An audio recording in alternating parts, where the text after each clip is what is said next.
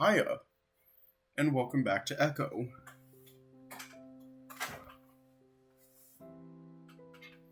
Hmm.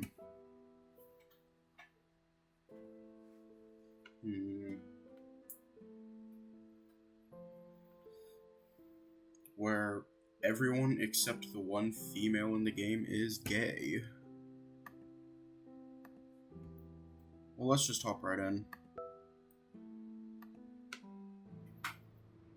I'm a great swimmer, I swear it. A young woman's voice. It's distant but near, like a video with the volume nearly all the way down. I strain myself to listen more closely, and the spoken words start to come into focus. Yo, what? That's doubtful. You're a Yodi after all. A man's voice, also barely audible. I'm inside the cabin of a large vehicle. It's a rickety, and I have to hold on to something to keep from shaking all over the place. I can see two people in the front now, their silhouettes pronounced, but I can't make out their faces. It's like they're distorted, water droplets on fresh ink. The one in the passenger seat is a woman, a coyote. She has lots of jewelry. Not that I can see it, but it jingles around whenever she moves. That reminds me of my mom. The man on the left, who's driving, is an otter. He's wearing a hunting cap that's too small for his noggin. Whenever he turns his head, I catch a glimpse of him in the mirror, his face blurred. The only part that's distinguished are his eyes, like shining blue headlights in the dark. I think I'm seeing things from his point of view, even though he's not really me. The cabin behind the two front seats is roomy, like a van. In fact, it feels like there are more people behind me, but I can't look over my shoulder. I'm stuck, shaking around in between the front seat and somewhere in the back, near the rear cabin doors. Yeah, and you're a dirty speciesist, dove. The times are a-changin', and you best get with 'em. Otherwise, I might need to find myself more sophisticated company. Ya hear? The woman responds. This is all so familiar for some reason. Deja vu. Jan, you read dirty novels and you eat fast food like a hog. I've heard of Masita witch doctors who are more worldly and sophisticated than you. He grunts, laughing a little as his joke. Oh, please, darling. Reading a little novella with the word penis in it ain't gonna damn me straight to hell. Second, I got my own income now. You know, a job. You might hear of one someday. I can use the money I make from said job to buy whatever I want that makes me feel special. Sometimes, that's a little romance book at the drugstore, and sometimes that's a large vanilla milkshake with extra cherries. Third and final, I don't think the Macedo have witch doctors. They got shamans. I met one once. He was a very nice old man, about 4 feet tall too. Pocket-sized. The woman sounds rather pleased with herself for countering all the man's comments. The man lets out a dismissive noise. You met one, eh? What'd he do? Sell you a love potion? Another chitter of laughter at his own joke. I don't know, hun. You tell me. You reckon it's workin'? Her tone is flirty, and I can practically feel them both smiling. Yo, what? Hold up. I'm outside now, my head spinning. I'm walking, but it's not my body that's moving. It's someone else's. Their movements are slow and deliberate, a stab of pain when the body's left leg moves too high or the joints rotate at the knees.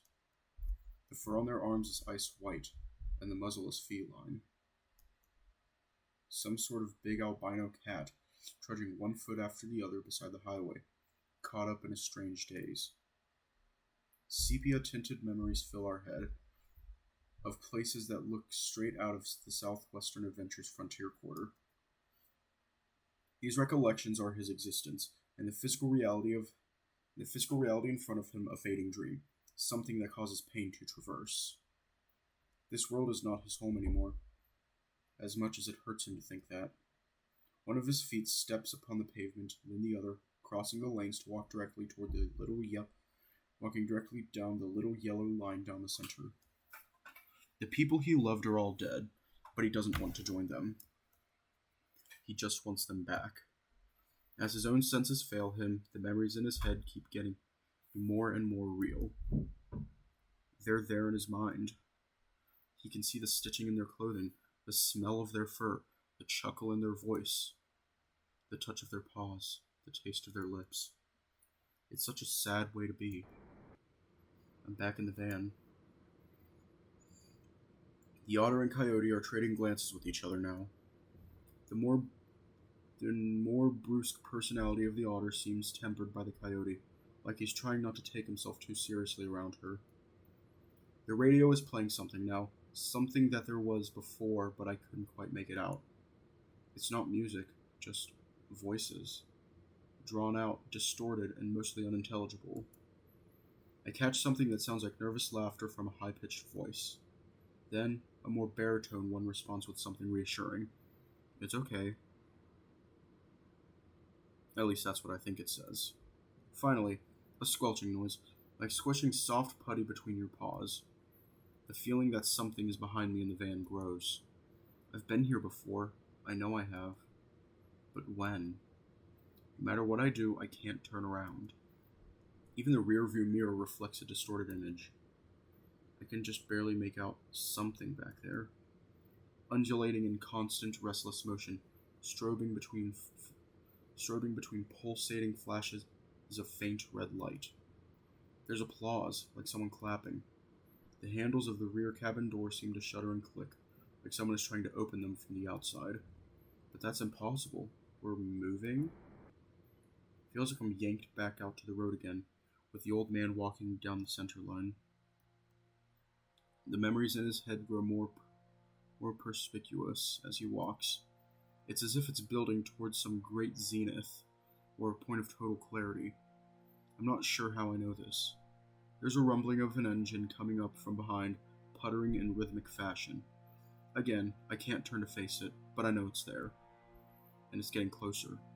The engine roars. It's coming up right behind me. This is nuts. Fuck. What the fuck am I doing? It's the high-pitched voice from the radio. I can hear it now, clearer than ever before. You're doing great, Chula. The baritone voice. That was Leo? The albino older man stops, as if he heard this too. Every breath escaped my throat and splay forth, fogging up the windshield. The two lovers exchange a kiss, eyes lulled. There are lovers in the back as well, fumbling with themselves in that same red light that bathes the entire sky. Cabin doors fling open and I can finally see the person who's been trying to get in from outside. A runty-looking, amber-eyed otter stands there, wearing an oversized blue t-shirt and khaki shorts. It's me. I'm younger and I don't have the goatee. Somehow I'm just floating behind the moving vehicle as if we were standing still. The color in younger me's eyes start to fade before shifting to an icier blue. He shrinks, and soon the figure standing there is a little boy in his swimming trunks. And what does he want? Another shift, and he springs about up with distorted, jolty movements. The transition is nowhere near as smooth as the first. An otter in his hunting cap, far too tight for his head, those same blue eyes piercing right through me. Yo, what's up?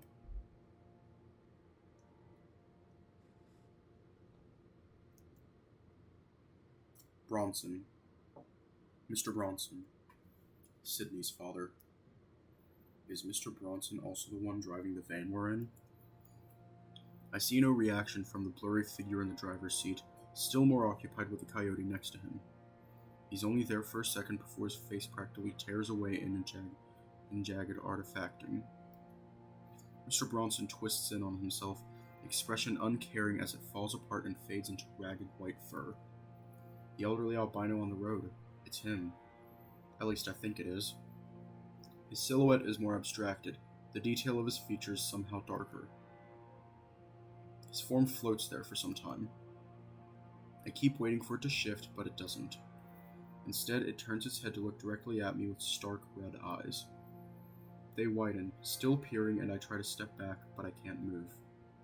Like fluorescent bulbs, they begin to illuminate, blinding me as they grow closer and closer.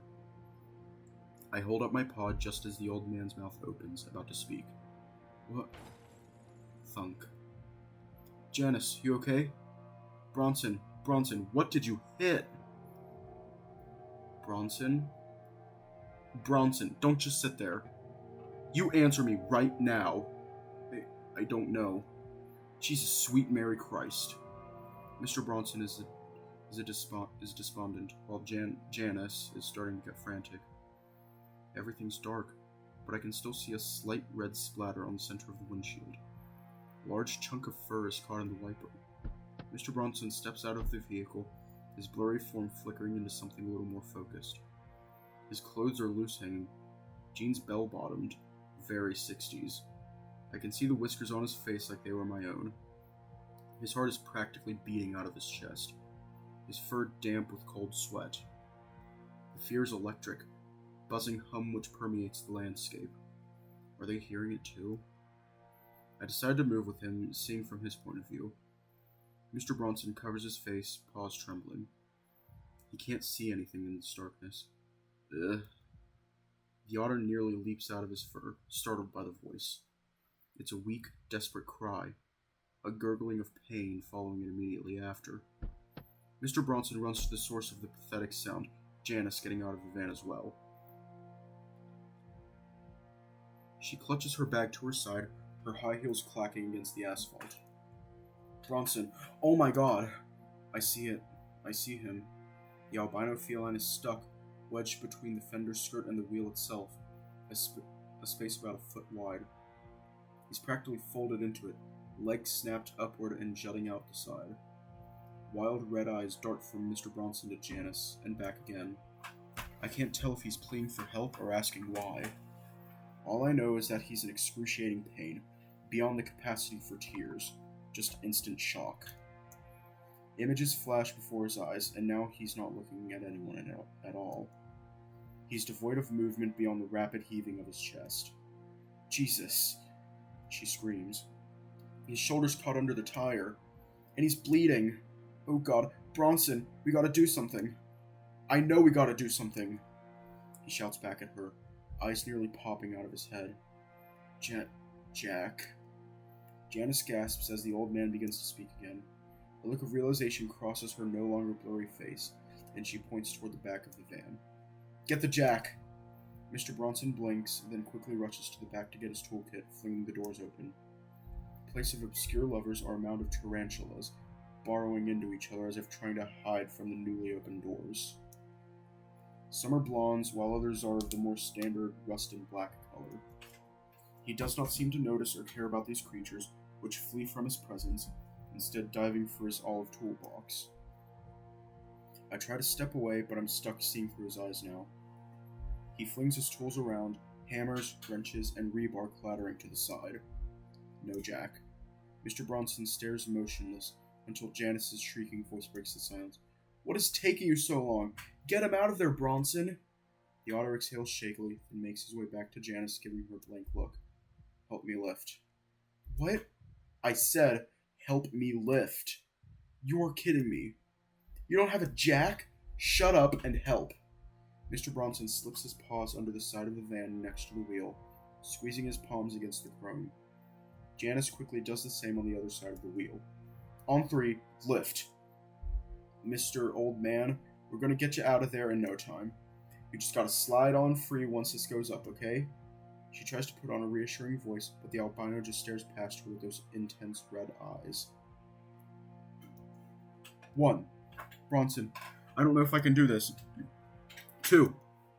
She shakes, tears beginning to well within her eyes. Oh god. 3. The van creaks as it begins to rise up off the ground, at least on this corner. Janice screams at her own exertions, muscles spasming as her arms shake. I can't! The old man begins sliding his broken legs down the side of the wheel, one of his free paws grabbing the side of the fender skirt. Low moans escape from inside his chest, whimpers of unimaginable pain and shock as his crushed bones realign themselves inside him. He makes it most of the way out by the time Janice's arms give out, the van instantly lowering back down a couple inches. I'm sorry! Fuck! Mr. Bronson spreads his legs wide, his muscles quivering as he tries to hold up the whole van by himself. Go! Get out of there! He screams down at the albino, his blue eyes meeting the albino, and as the old feline begins to nudge himself out from under the wheel. No! The otter howls as the van continues to lower despite his best efforts. The old man feels it touch the side of his muzzle. His breathing quickens, arms reaching for something, anything to help him. Then some gentle pressure. His eyes are bleary and moist now, like a lost child's. Then more pressure. And then... Janice screams. She screams and screams until her vocal cords fray like old yarn. Time passes. The body of the old man is dragged into a large open hole on the side of the road. Mr. Bronson's paws are bloodied, nails chipped from digging without a shovel. Janice refused to help, and she's been sitting in the van quietly for the past half hour, crying to herself. She can't stop shaking. He buries the body in a small ditch, trying not to look at his half-crushed face. He seems to stare at him, asking for help from beyond the grave. He could have helped, but he wasn't strong enough. Maybe this is what he wanted after all, to die? Why would he have been walking straight toward them in the middle of the road? He had plenty of time to move out of the way, but he didn't. It was like he didn't realize the shock of what he had done until he was tangled in the wheel skirt of the van. His bones jutting from his skin and blood dripping from his overalls. Once he's completely covered, Mr. Bronson peers back at the van. The splatter from the impact is still visible. He places a small stone to mark the grave of the unknown man before heading back and getting into the driver's seat. Janice says nothing to him, and for that, he is thankful. Mr. Bronson drives off the road and into a small valley a short ways away. He parks in between some bushes and collects his things, trying to ignore the new throbbing pain in his head. Together, they silently exit the van and begin their slow walk back to Echo. A lone figure watches them from atop a hill, an impossibly tall silhouette with lanky arms that hang past his knees. We're together now. Yo! What the fuck?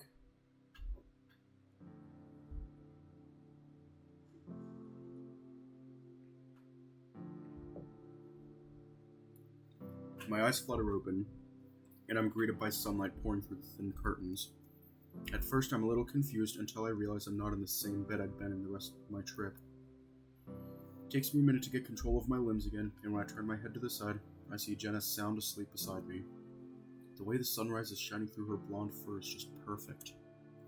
It's such a contrast to the dream from the night before, the details of which are already starting to fade, but some of the imagery remains. The van, the albino getting hit, the tarantulas in the back, the tall figure that was watching on the hill. Ugh, it hurts to think about. I reach out a paw and gingerly stroke Jenna's shoulder. Seeing as TJ's out of the room, I scoop myself up behind her in an optimal spooning position. Fortunately, thanks to the dream, I've awoken without mourning wood for a change. The moment I touch her, though, she rolls around, nuzzling her fur into the nape of my neck. Her whiskers tickle at my chin, and I have to make a concerted effort not to start giggling. She must not be as asleep as I thought, because she makes a contented noise as I rub my paw down to her hip. She takes hold of my paw in hers and leans forward to kiss me. Not open mouth or anything gross and morning breathy like that, but enough to make my heart flutter. Her eyes open a crack, and she smiles as she sees me looking back at her. Hey. Hey. I peck her on the nose and can hear her tail thwap beneath the covers happily. You look beautiful. Truly? She inquires back, stretching her arms above her and yawning. Yeah. She squints at me for a moment. You have sleep crusties in your eyes. I blink. Oh, well, I just woke up. That's probably why. I rub my eyes quickly. She lets out a little laugh. You sleep okay? I debate just saying yeah and leaving it at that, but last night's dream felt so particularly bizarre, it'd feel wrong not to mention. Ugh. I shrug. More weird dreams. I had one where I simultaneously got hit by and ran over someone with a car. Like, the perspective switched back and forth. Oh, that's weird. At least it's not the recurring shadow you dream. Oh yeah, definitely. Seeing myself in the mirror is tough enough. I don't need to see that when I sleep. Chase, please. You're not that ugly. I frown. You have a wonderful way of making your reassurances simultaneously slight put-downs. Do I? Yes. I'm being negged. Oh, shut up. I hate when guys do that. I'm just teasing you, Chase. Trying to rate someone's physical appearance has always been hard for me.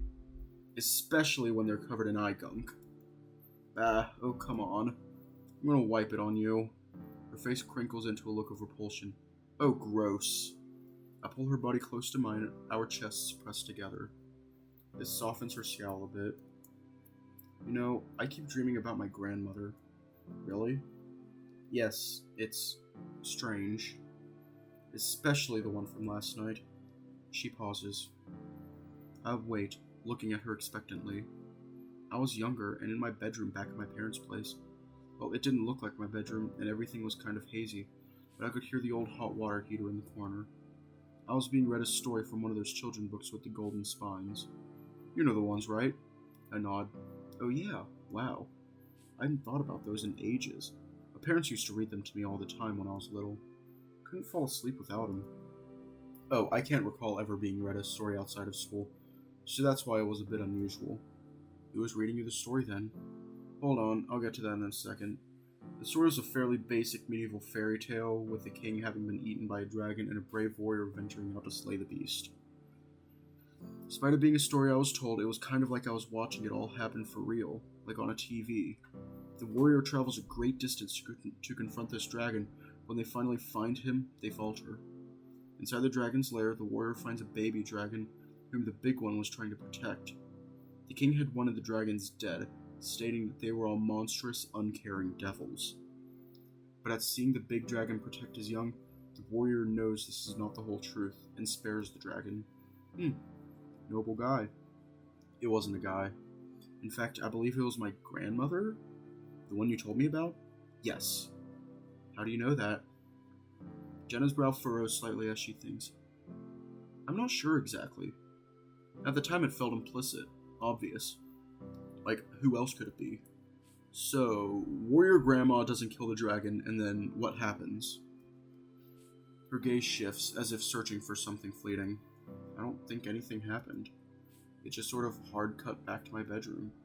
I could see the sun just starting to rise through the window, the sky still orangey and red. You know, like how it gets during a drought when there's lots of dust in the air. Despite all this, the room looked even darker. I couldn't see who was reading the story to me. Just that they had big red eyes. And then I woke up. That last part sounds familiar for some reason, but I'm having a difficult time remembering why. Wow? Jenna looks slightly embarrassed with herself, fussing with her head for as she sits up some. Discussing dreams can be a great way to help discern internal stressors in one's life. Her tone is slightly defensive, the Fennec using words way too fancy for this early in the morning. The problem is, dreams are often deeply personal abstractions that... She stops, frowning to herself some, and then glancing at the clock on the nightstand. It's probably going to be our turn on search duty here in a bit. That information we got from Micah is really helpful, if true. Here's hoping he pulls through with his investigating. Yeah, to be honest, I was kind of a lot happier in thinking Carl just went on a bender and got lost somewhere. He still might have, judging by how you said Micah described him acting. At least now we know the general direction to look. Right. I look at the neatly made bed on TJ's side of the room. He had initially given us a bit of a strange look when I mentioned I was going to bunk with Jenna tonight. I can't tell if that's because he was curious about our relationship, or offended that I wasn't sleeping with him. I clarified that he didn't snore just in case. Jenna's phone vibrates beside us, and she lets out a little sigh, clearly comfortable in not wanting to move. If I had longer arms, I'd grab it for you. Oh, such a gentleman. Don't worry, you're plenty long, Chase. She winks at me before rolling over and grabbing her phone. I stare ahead with the biggest goddamn grin on my face. Definitely one of the better ego boosts I've received in recent years. Right up there with the hipster barista girl at the downtown coffee shop told me I had foreign rock star vibes. Whatever that means. She taps away at her phone for a moment before looking over at me. Going to meet up with TJ down at the diner for breakfast. Some eggs and bacon sound amazing to me right now. I'm usually not that sort of person who gets hungry as soon as they wake up, but that does sound pretty good. Yeah, with some jam and toast too. Now you're talking. She gives my rump a little pat, and my heavy tail thumps against the mattress. I know you took one last night, but I should probably take a shower first. Gotta, get all the eye goop off of me that's so offensive to you. Oh? She cants her head in my direction, setting her phone back down. Thank you for being so considerate to those around you, Chase. We appreciate it, truly. I grunt idly and slide myself off the other side of the bed. I'll meet you down at the diner. Gonna walk down there this time. Reception's been kinda weird this morning, but I'll text TJ your order. Thank you. I give her a little thumbs up and she smiles, leaning over the edge of the bed to begin rifling through her suitcase. When I step out about 20 minutes later, I notice that my phone is flashing with that new notification light. I click it on and notice one new message. It's Micah. Your BF is fucking shit up, hitting Clint. Get down here to Jasmine Street now. Oh shit. God damn it, Leo. I'd sent out a big group text last night updating the group on what had happened with Micah. Everyone got back to me, except Leo, who never responded. It showed us that he'd read the message, though, so I didn't question it at the time. I quickly grab my keys and head out. God damn it, Leo.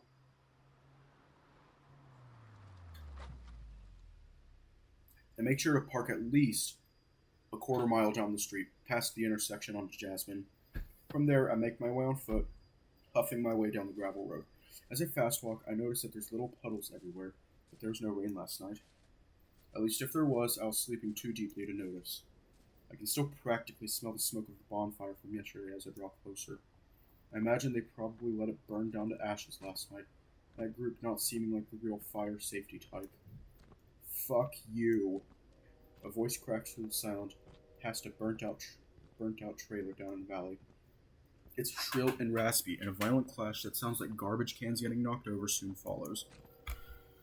It's unmistakably Clint. There's another voice that follows, this one lower. It's quiet and threatening, but I can't quite make out what he's saying.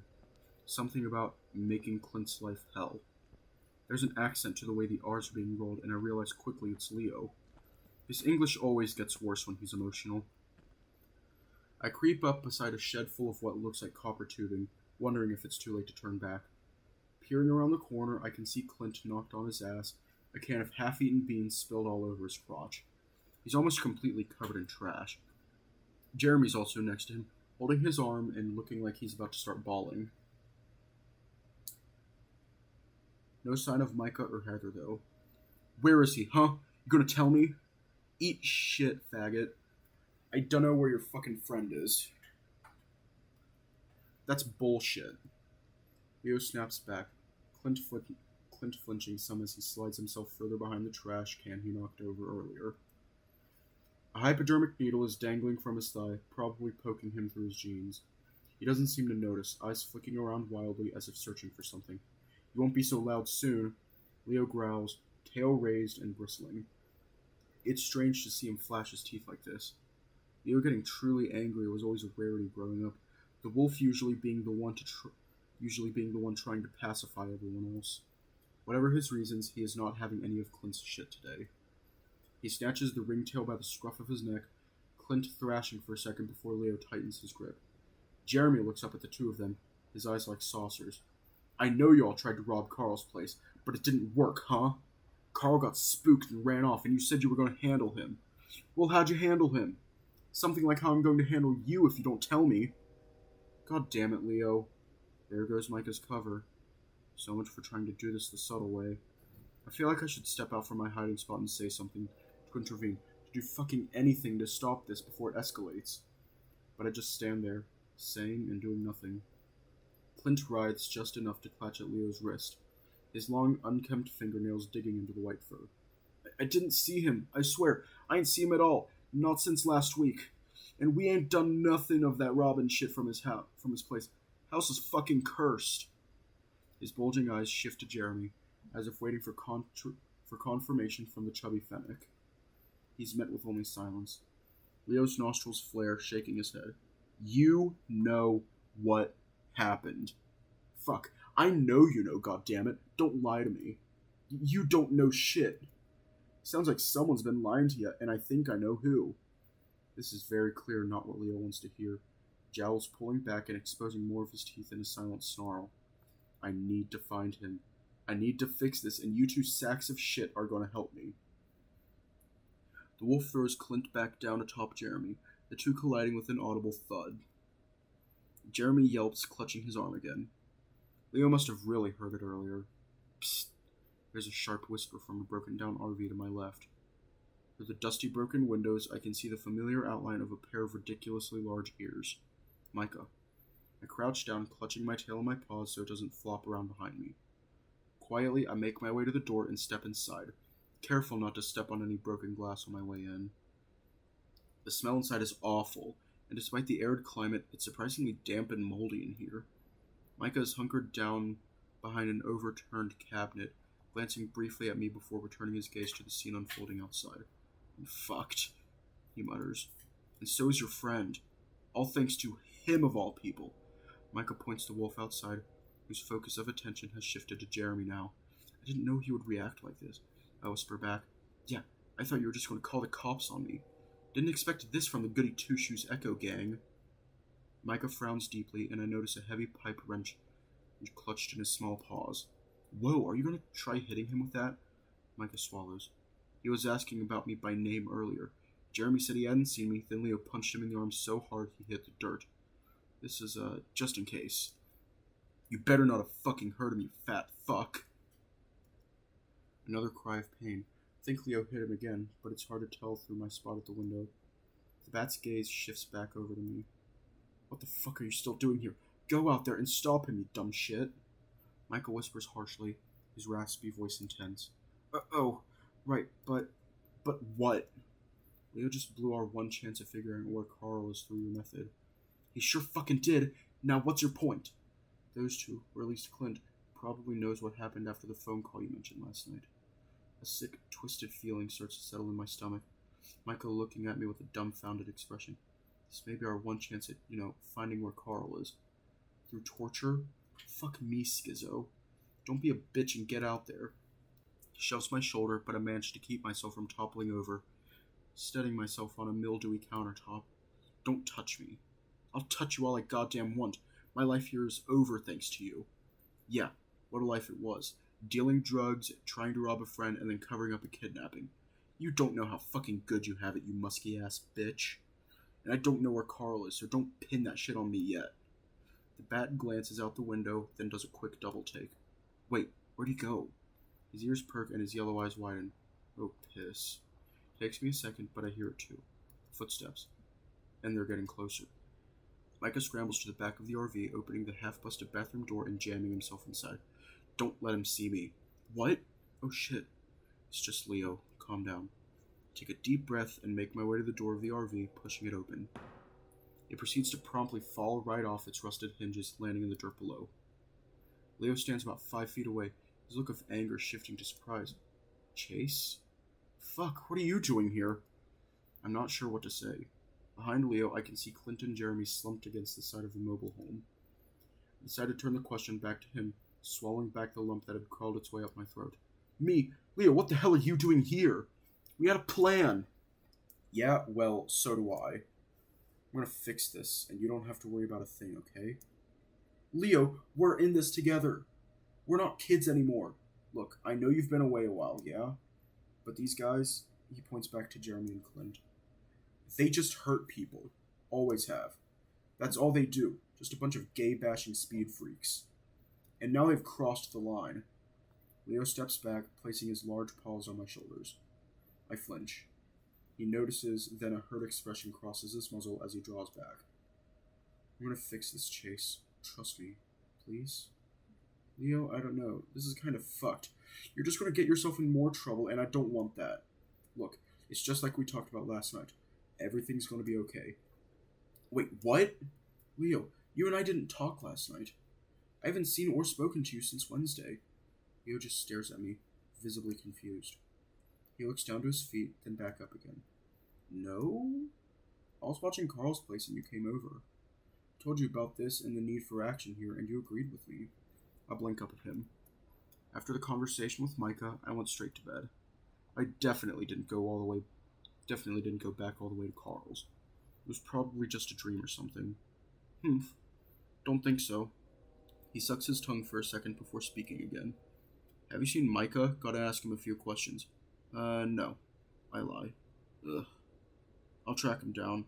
Canine powers and what have you. He gesticulates with a loose swirl of his paw before letting it fall limply back at his side. Hopefully Micah took a shower recently. Might do that thing where they ask him a few questions one at a time and make sure their answers match up. I read about something like that in a spy novel once. And if they don't, Leo looks up at me as if he wasn't expecting me to ask that question. Well, let's hope they do, yeah? For their own good. He nods sagely, seemingly trying to ignore the fact that I'm staring at him like he's missing a few bolts. When I don't say anything, he just sighs, turning to head back in the direction of Clint and Jeremy. Alright, you should head back to the motel and text the rest of the gang. I'll keep you updated. And if you see the... As Leo rounds the side of the corner nearby sheds, something large, brown, and hairy juts forth and strikes him in the waist. He recoils, staggering to his knees with a grasp. Just as he looks to see what hit him, a second blow strikes him square in the muzzle. I see his whole head rattle, his face contorted in pain as he falls flat on his ass, trying to scoot away from the source of the assault. Oh fuck! Leo! I run up to help him just as a huge bear emerges from around the shed. Leo's a big guy, but this man is nearly a foot taller than even him. Scab's coat is matted fur, and a rank smell of stale beer and musk wafts from him like cheap perfume. There's something horrible about him, not just his acrid odor or lesion-dotted visage.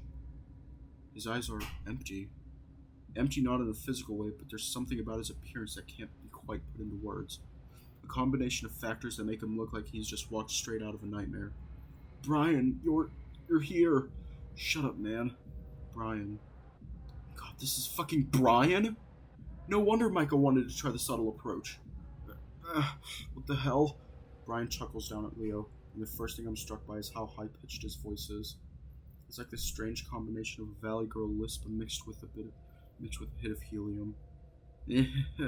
What you doing, boy? What you... He kicks at Leo's leg, the wolf grunting in pain. Doing? He smiles, pleased with himself and his little ambush. You know, this is my turf, right? You hurting my boys wasn't a kind thing. Where's Carl? Leo shouts, covered in dirt as he scoots back along the ground. Brian continues to approach him with that same smile, several of his teeth missing or half-rotted to corn and kernel-like husks. He seems to ignore Leo's question, grabbing at the wolf's pant leg while Leo kicks fruitlessly at him. I gotta do something. Brian hasn't seen me yet. Hey. For some reason, the first thing that flashes through my mind is, what would Jenna do? Next thing I know, I'm walking toward both of them. I see Jeremy in the distance, his eyes going wide. He mouths one word. Don't. Hey. Hey! Stop it, right now. The bear stops what he's doing, looking at me with an indiscernible expression.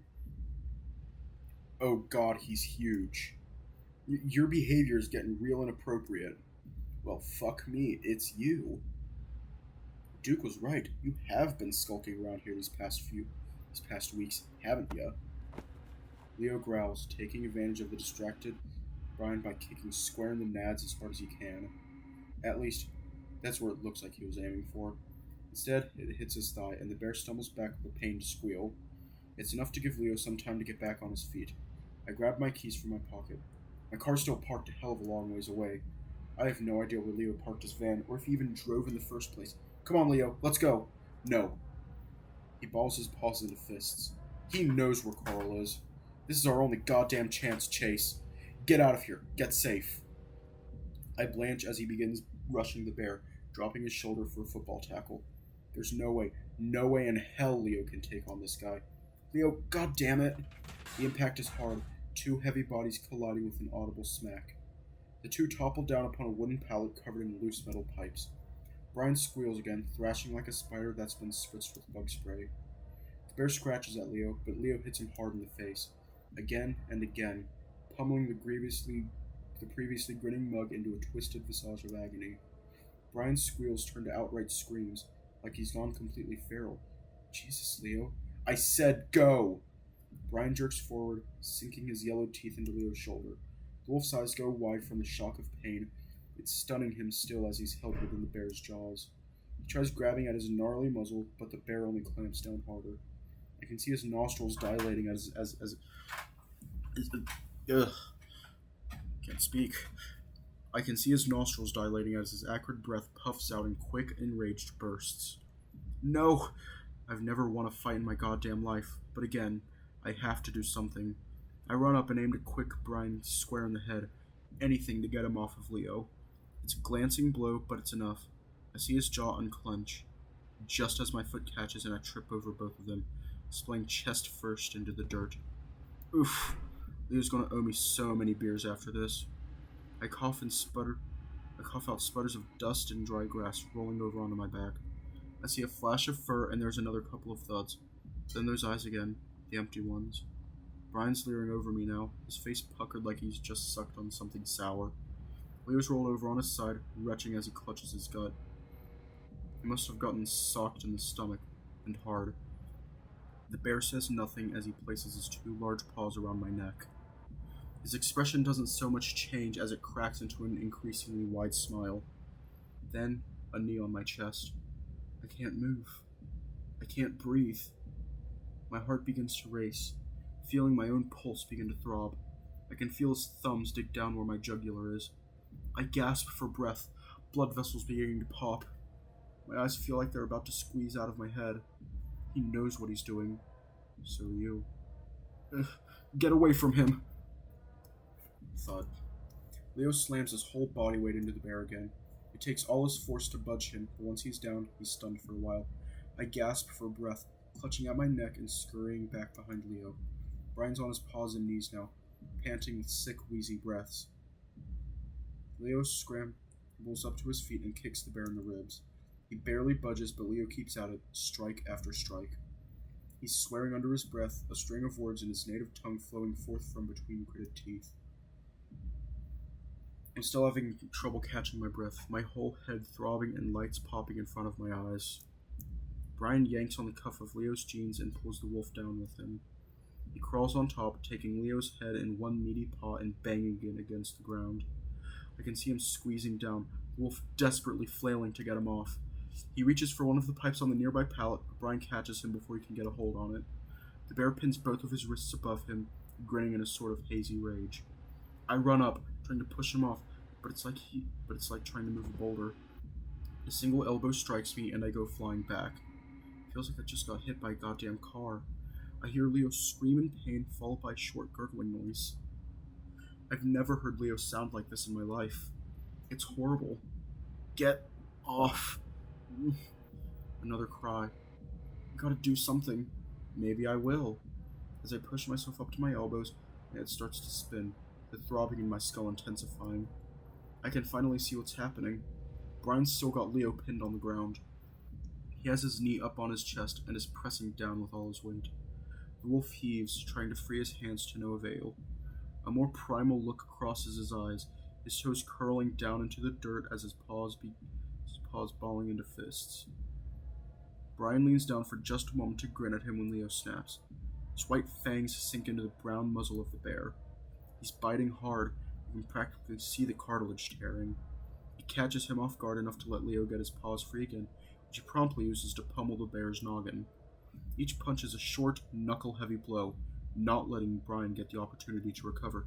The upper hand lasts only a couple of seconds, however, as the bear swings his fist blindly and connects right at Leo's temple. Another strike catches the edge of his shirt, and Brian tears it away like it's paper. His eyes shut, and he crumples back in a manner that I'm sure means he's unconscious. But he keeps moving, pushing himself out from under Brian and trying to crawl away. "Come back here, boy!" The shout is loud, and Leo begins to crawl faster. Just as he pushes himself to his feet, Brian tackles him back onto all fours again, hitting him in the back of the head. Once he stopped moving, Brian pushes his face into the dirt. He rests his chin against Leo's back, breathing heavily down on his neck. Fuck off. Leo's eyes begin to dart around rapidly as he realizes what's happening. The emasculating position is very much intentional. Two paws come down and grasp around the back of Leo's neck, huge fingers pressing down on his airways. Stop! I call out, my voice hoarse. I push myself back up for what feels like the 100th time. If I can get to the pipes on that pallet, maybe I can stop this.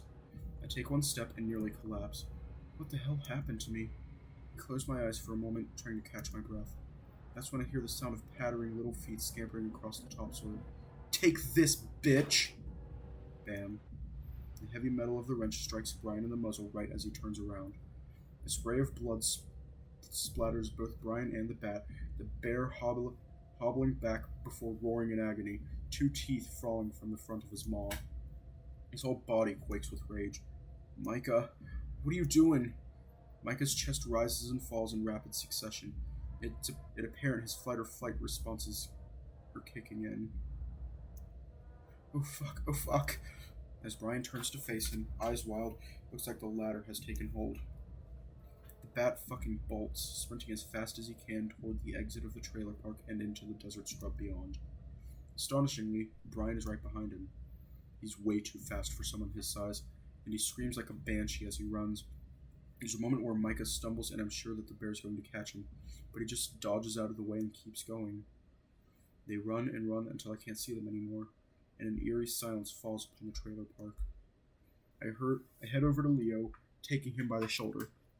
The fur around his jowls is matted with dry blood, and his tail hangs between his legs, completely still. Yo, are you okay? Fuck. It's all he can say as he clutches his head. I agree with that sentiment. So close. Not really, man. I'm about to say something else when I feel the wolf's large arms embrace me. Sorry. The sensitive moment catches me off guard after the brutality which was just on display. Instead of embracing him in return, I'm left feeling uneasy. Sorry? Why are you sorry? He doesn't immediately respond, seeming to ignore the question. You okay? Oh, just dizzy. My neck's swollen, and it still kinda hurts to talk and swallow. He pulls back a little and looks to the horizon. Everything's red for me now. Huh? Leo doesn't respond, and I pull back to look at his face. Seems kinda distant, probably concussed. I glance back toward Jeremy and Clintor and notice they're gone. No trace of them to be seen. I think for a moment that I see the familiar white fur of Micah's head and shoulders in the distance, but he's well out of sight by now.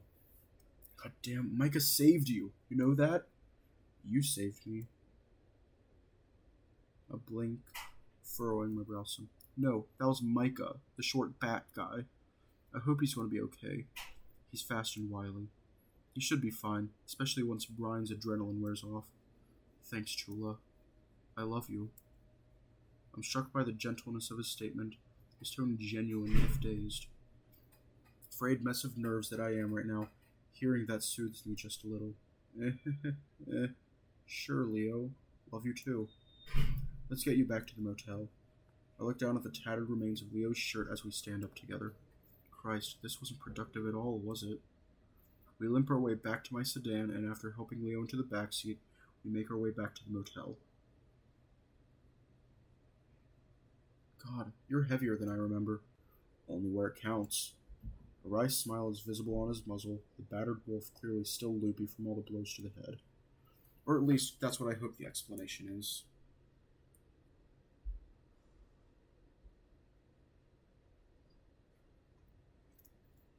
He keeps squeezing my side as I struggle to keep him upright. With my free hand, I dig around in my pocket and search for the Echo Motel keycard. The task is made all the more difficult by the pawing administrations of Leo, who I keep having to bat away. For fuck's sake, Leo, I'm genuinely pissed at you. We almost died and you blew our chance to find Carl easily. I don't even know how I'm going to begin to explain this all to the cops. Leo makes a dismissive noise. I'll handle it. You don't gotta worry. I prop Leo up against the wall, giving him an incredulous look. Does he not even process what would have happened if Micah and I hadn't stepped in to help him? Leo, you just pissed off some kind of trailer park drug kingpin who now knows exactly who you are. That should concern the hell out of you. Nah. There's a distant look in his eyes. Before I have time to further chastise what an idiot he's being, I hear a voice call from behind me. Hey! Jen is holding a small plastic bag with the words, "Thank you," printed on it over and over again in bold red lettering. Chase, where were you? What's going on? Leo's expression goes a little more flat, his tail unmoving behind him. Jenna? The wolf greets her curtly, eliciting a perplexed face from the fox. I leave for 20 minutes, and of course Leo is now beaten and shirtless. She gives me a stern look. What happened? I let out a sigh, pinching the tip of my nose before letting my paw flop down to my side. Leo tried to interrogate the Tetanus Alley crew by himself, and I was doing fine until that squeaky-voiced fat ass showed up. Brian. I clarify.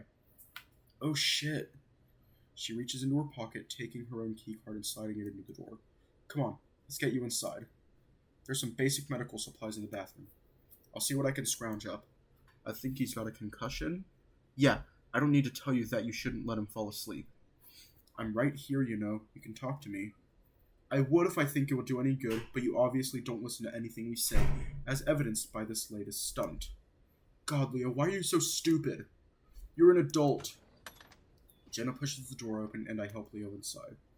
I'm trying not to look directly at him, but judging by the tenseness of his muscles, I can tell that he is definitely not digging Jenna's scolding.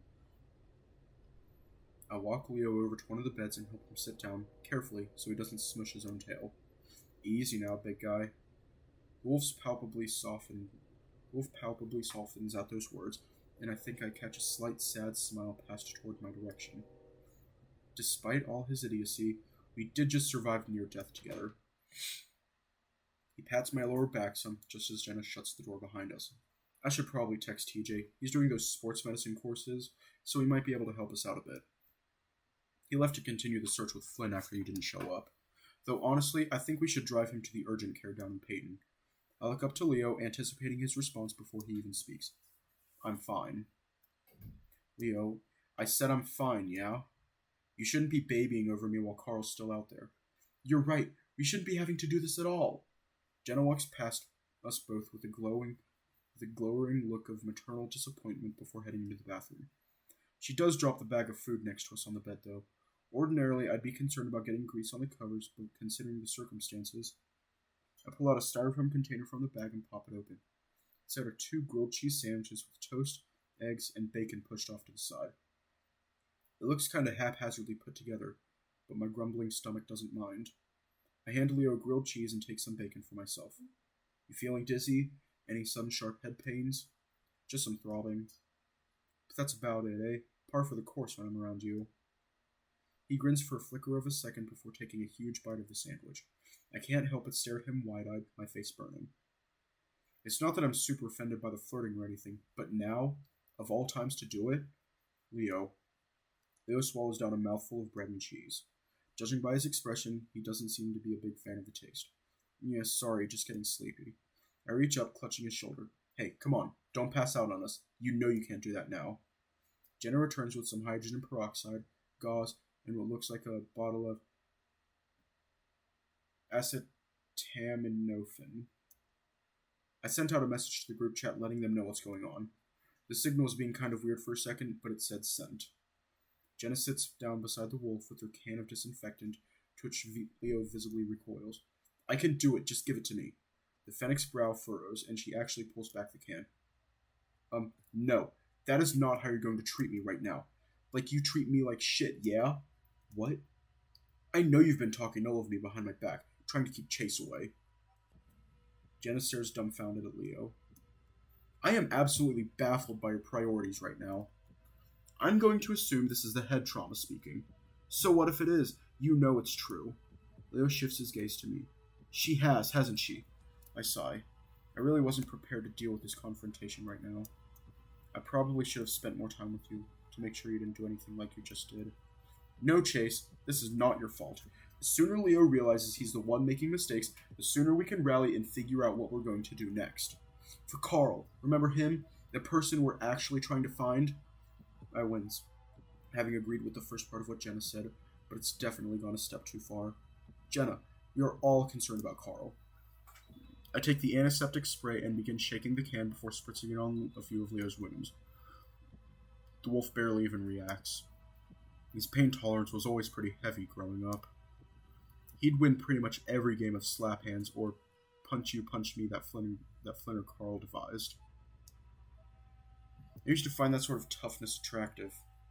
Guys, let's focus. Jenna holds up the flat of her palm toward me, speaking with a curt tone. Chase, you don't really believe Leo is doing this out of the genuine... You don't really believe Leo is doing this out of the genuine goodness of his heart, right?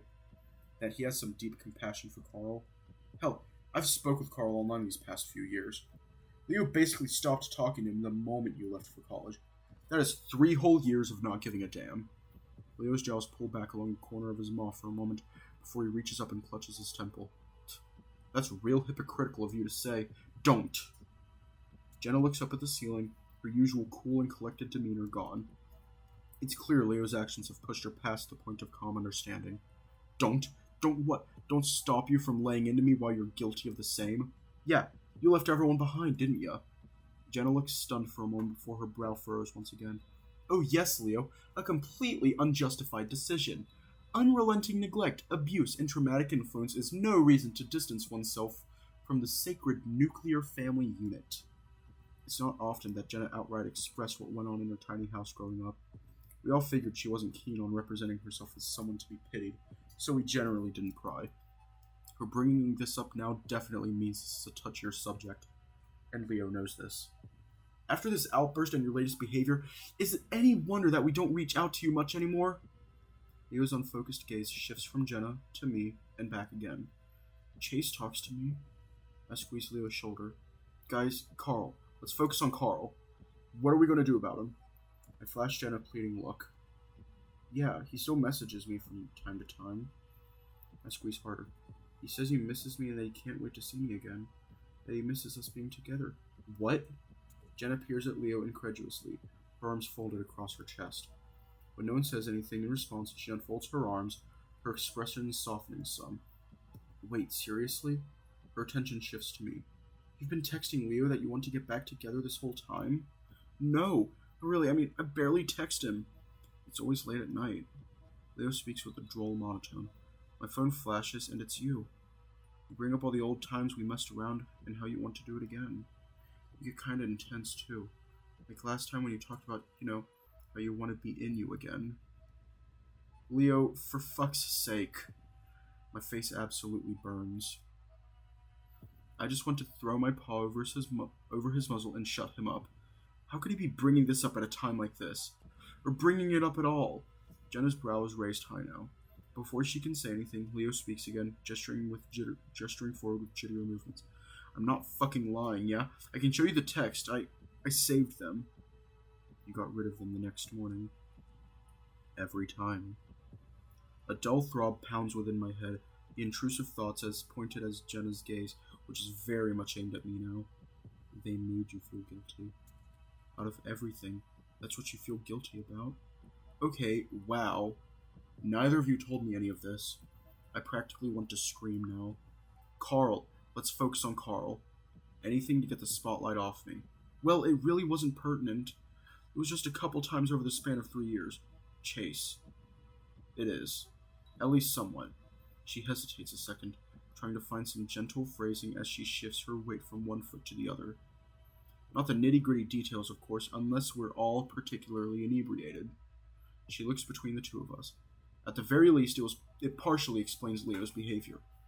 Though I'm not saying it justifies it. There you go again. I'm right here and you're still talking right over me. He hunches forward some. You're injured, Leo. Plus, your words and actions have been exceptionally irrational lately, so forgive me if you aren't given a spot at the grown-up table. Leo ignores her, beginning to mumble. At first, I was confused. Why were you acting like this? Trying to take away my chance to make things right. You've always been cruel, but never this bad, yeah? Cruel? Jenna lets out an amused but exhausted noise, pinching the bridge of her muzzle. Are you implying that I'm stealing Chase from you? As if he were an object to be conquered and taken? That is a regressive... Leo starts talking in that same deadpan voice before Jenna finishes. You know what you're doing? Attitude towards someone you claim you understand so deeply. Jenna continues speaking even throughout the wolf's words. But hey, that's just who you are. Leo, please, relax. Stop talking. I begin wrapping gauze around some of the disinfected wounds. It's hard to tell and difficult to focus with what's going on. Some of these might require stitches. His large head turns to look at me, but his pupils are hidden behind his half-open eyelids. Just close my eyes and fall asleep. Wait, no, don't do that! And then you're right there with me again. Jenna's nostrils flare, exasperated. I'm about to smack him awake. I frown. Don't do that either. You come down to Echo to surprise me the other week. I thought that was really nice of you. Showed you cared. I have no clue what he's talking about. The past few weeks, I've been cramming for midterms and streaming old movies with Vincent in my dorm room. For a moment, I think Jenna gives me a slightly accusatory look, but doesn't say anything. Instead, she grabs a few strips of bacon before walking to the other side of the room and checking her phone. Okay, the signal's completely messed up. My bars are bouncing up and down like they're on a trampoline. She holds her phone higher, squinting at it. Meanwhile, I'm trying to keep Leo upright as I wrap a particularly nasty-looking gash on his arm. He must have cut himself when he fell down. Maybe a tetanus shot is in order when we get to the doctor, too. You were kind of thin, which was cute. You should eat more. I was going to have Pops cook you those hamburgers with the jalapeno ketchup you liked. He's not really making much sense at the moment, but at least the focus isn't on me anymore. I have a feeling I'm going to get a bit of a scolding from Jenna later, though.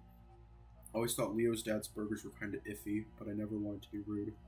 The goatee, though, you shaving it was kind of funny. You were so proud of that thing. But it was like you were doing everything you could to be cute for me. Jenna's frowning deeply at her phone now. Whether it's because of what Leo said or something on her screen is unclear. Without looking, Leo brings up a giant paw and squeezes the end of my chin. I quickly push it away and he seems surprised for a moment when he feels the untrimmed scruff. Huh. Is that really you, Chase? I catch Jenna peering pointedly at the wolf before glancing back to her phone. I'm thinking maybe we should start driving to the clinic now. I'm not even sure if the others got my text, and the stupid phone can barely buffer the messaging app. I've tried it, both it and the standard SMS. I reach into my pocket and pull out my phone. The spot where the bars indicating service and Wi-Fi aren't there anymore. At least at first, I think I see them flicker back on for a second before disappearing again. I've never seen it do this before. Yeah, my Wi-Fi is messed up too. I press my thumb over the power button. I guess I'll try turning it off and on again. Jenna frowns. Then I suppose there's no point in checking my laptop. She lets out a long exhale before shoving her phone back into her pocket and looking at me. Before I give up entirely, let me try your phone real quick. You've always had the best signal. That is, unless you've got something on there you'd rather not show me. Her tone is idle and nonchalant, but her words are definitely meant as a jab. Hey, come on! I let go of Leo, giving the Fennec my best annoyed look. I can explain all this later, it's just been bad timing with. And then Leo goes still. I turn to look into his eyes and notice they're still open. Excuse me, what? Excuse me, sir.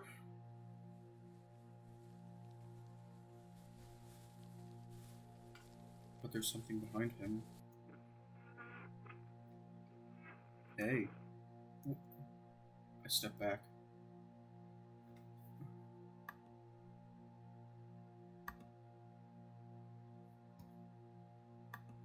Leo mumbles something inaudible.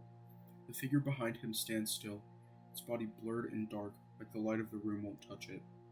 It's like staring in a funhouse mirror, except the thing in front of me isn't following my movements as I back further and further away. There's a gasp from the corner of the room. Chase? Jenna's voice comes after a few seconds of silence. What is that? She speaks in a half-yell, half-whisper. I don't know. I respond without thinking. The figure still stares at me. Hang on. As I back away, I notice that its socketed eyes follow me without it ever moving its head. My foot catches at the edge of a suitcase, and I have to quickly grab the dresser so I don't tumble over. I suck in a sharp breath between my teeth, my heart pounding. No reaction. 10 seconds have passed now, and this thing is still here. Leo stirs, but only somewhat. His eyes roll back into his head, and he turns slightly toward the direction of the doppelganger. Only then does it begin to move as well. It rests a shadowy furred paw on Leo's own. Okay, what should we do? Because I'm, scared shitless right now. I am terrified.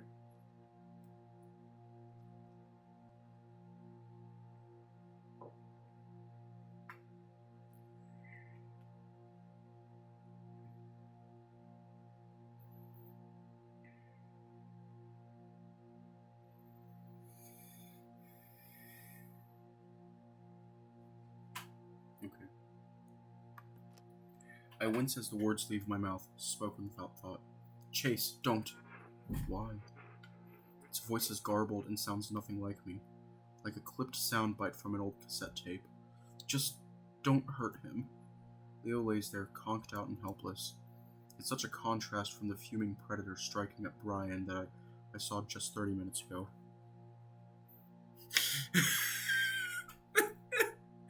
I like that. You've hurt him plenty. No. I try to swallow, finding my throat dry. Leo's lips move again, and this time I can hear him clearly. I love you. Love you too. He speaks in my voice this time, crystal clear with no distortion. The affection is slightly perturbed, and I realize it's how I sounded when I responded to Leo earlier.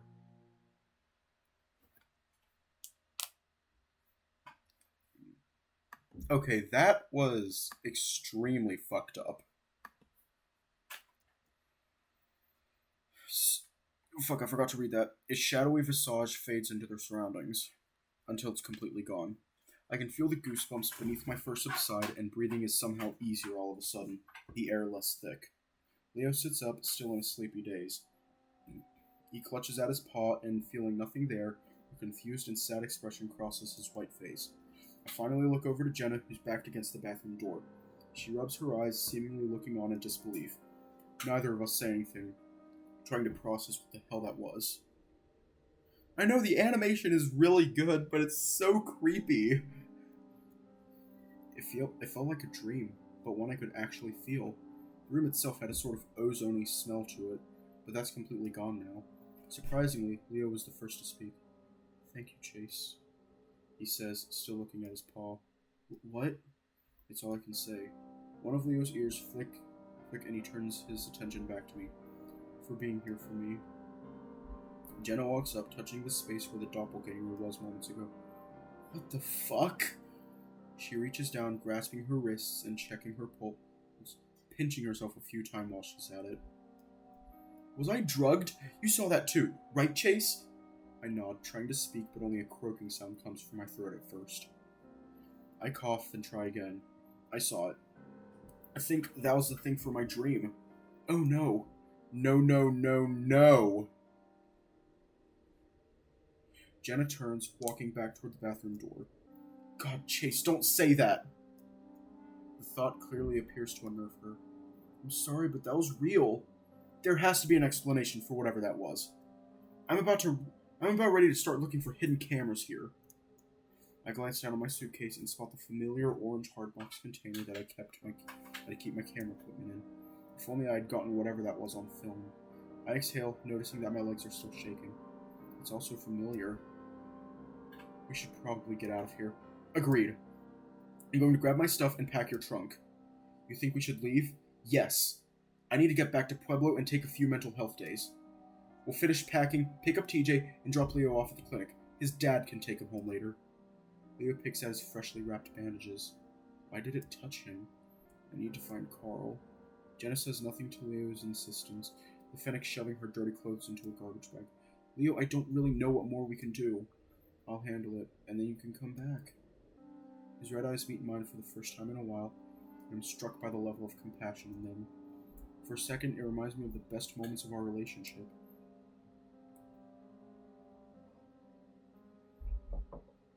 With my heart still thudding in my ears, and my legs weak, I managed to force a smile toward the dazed wolf. Right, of course. Doctor first, though. I'm about ready to check myself in, too. He cants his head, peering at me curiously. I'll find Carl, don't worry. There's a knocking on the window. Awkward taps followed by a crooning, falsetto voice. Carl! I found Carl!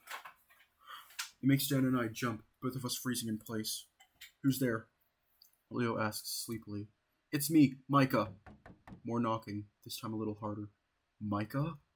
Leo blinks, suddenly seeming more awake. He clutches the end of his bed, pushing himself up to his feet. The wolf is a little wobbly, his tail swaying behind him as he tries to keep his balance. Yeah, it's me. Open the door. There's something off about his voice. I don't think it's him. Leo steps over to the window and draws the curtains before I can tell him to stop. The familiar outline of the bat's massive ears pokes up over the bottom of the sill. He's crouched down like he's afraid to be seen. Jenna steps up beside me, watching on from a distance. Michael lifts his head a little, and I notice that he has this strange expression on his face, like he's not fully awake. There's also something attached to the scruff of his neck. The bat's faces snout squarely against the window, blood squirting from his nose and coating both the pane and his glass. Fuck! Oh god, Leo, get back! Micah slumps aside, falling out of sight as the figure who is making the noises reveals himself. Brian. Oh god! Brian rams open the door, bits of splintering wood from the frame showering the carpet. Leo, get back! Leo turns to face him just as something metal strikes across his face. I don't hear the impact, but Leo crumples just the same. He points the thing at me now, and I realize quickly it's a gun! He smiles at me for a second, approaching me next. I try to back up, but there's nowhere to run. He grabs me by the shirt, and I feel my body swing around. Don't you fucking... Yo, what?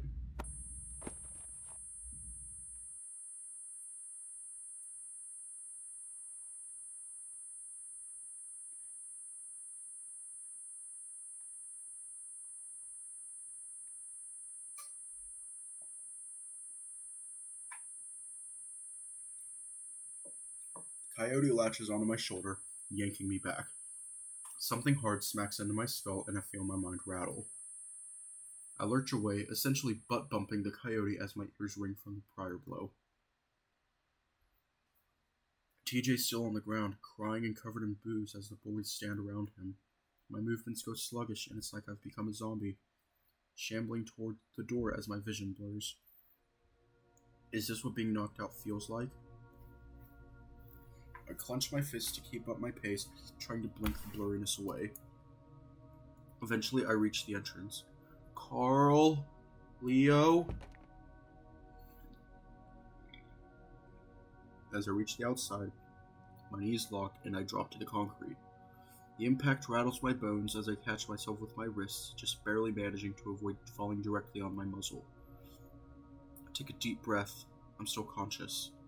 At least half conscious. I continue crawling, trying to ignore the throbbing pain. Carl. Shouting now, my voice sounds foreign to me, shrill, childlike, pathetic, and increasingly hoarse.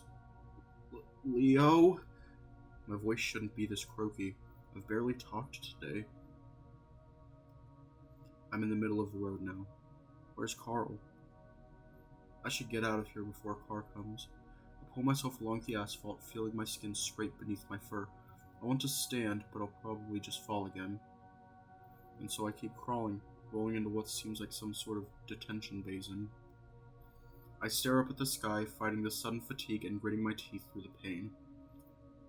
At first I think it's blood that got into my eyes, but upon rubbing them, I realize that isn't the case. The sky is different, like someone slapped one of those colored gel matte filters over it. What the hell? I rub my eyes again, attempting to focus. I can't stay here. TJ is in deep shit. Those idiots. Those assholes. Sucking in a sharp breath through my teeth, I rise to a stand, praying my knees don't lock up again. Find Carl. Find Leo.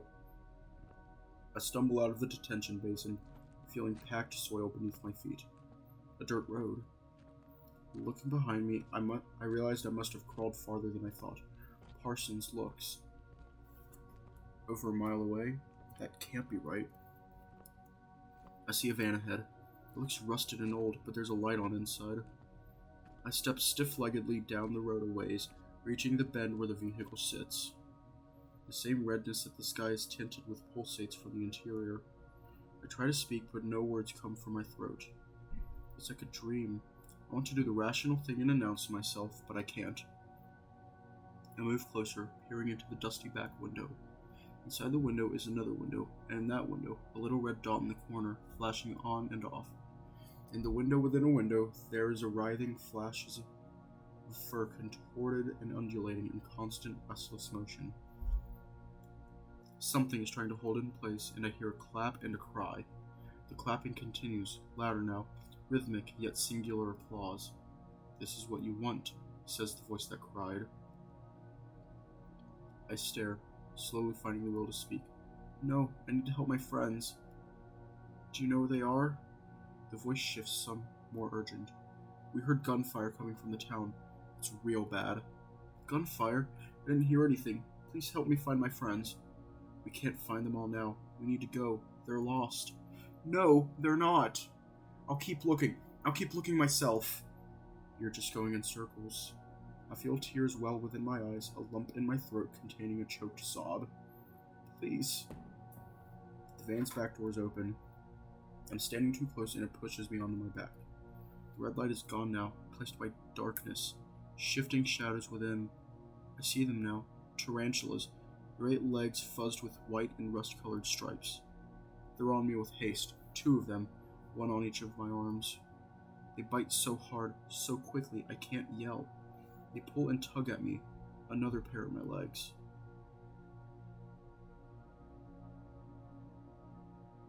I'm pulled up and into the van, my body stretched upon a squishy something that begins to sink against my arms and legs.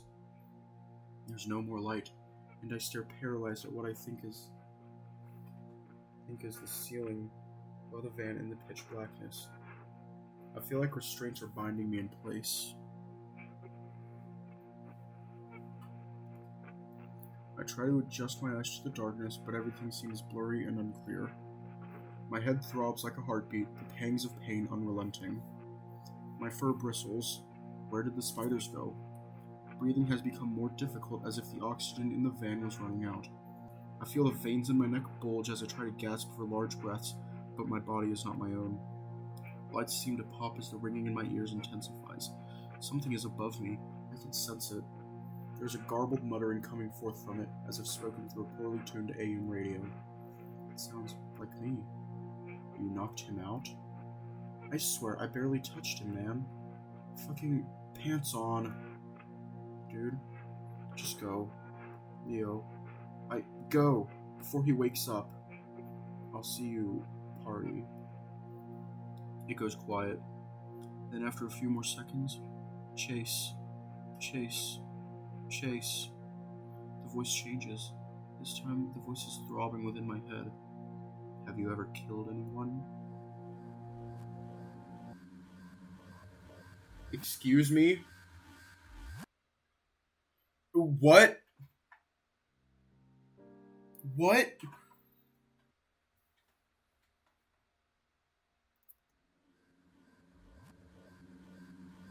Hold up.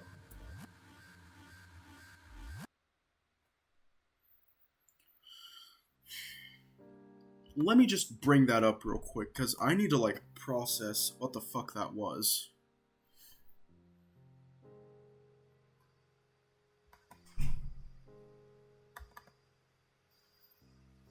Fuck, wrong folder.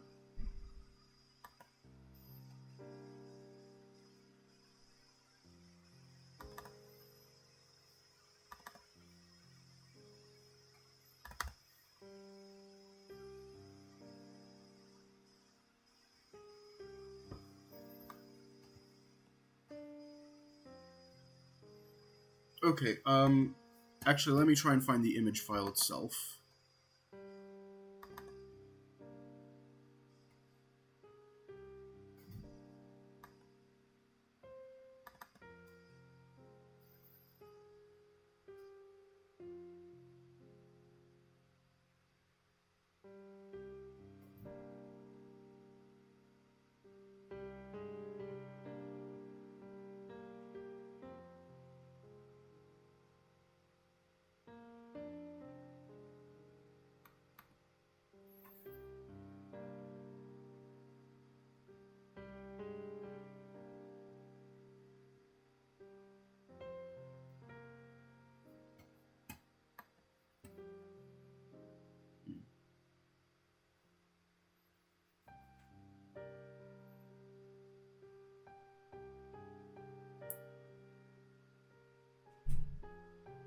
I'm not finding it.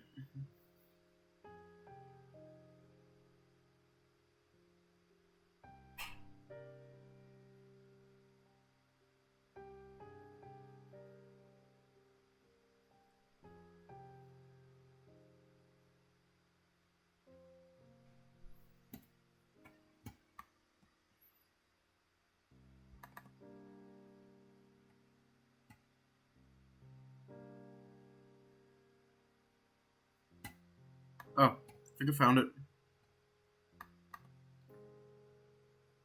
Yep, I found it. Let me just bring it in here real quick.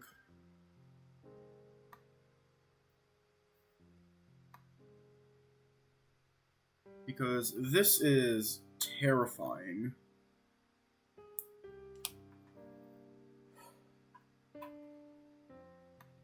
But anyways,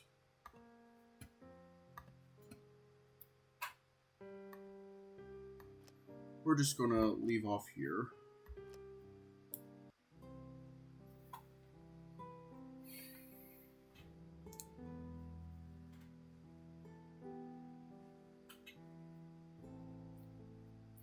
Okay.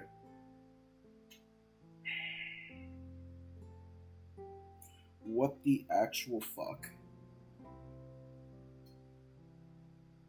Because that was terrifying.